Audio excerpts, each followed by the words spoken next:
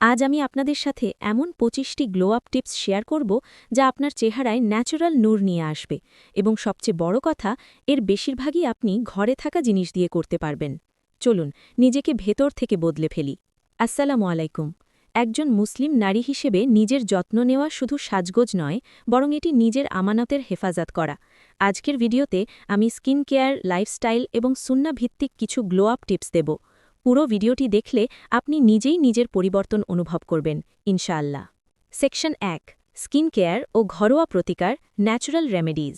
১, glowing face mask. ১ চামচ বেসন, ১ চিমটি হলুদ এবং সামান্য টক দই মিশিয়ে প্যাক তৈরি করুন। এটি ন্যাচারাল ব্লিচ হিসেবে কাজ করে। ২, আইস থেরাপি।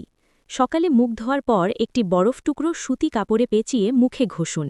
এতে পোরস ছোট হয় এবং ইনস্ট্যান্ট গ্লো আসে। ৩, গোলাপ জল।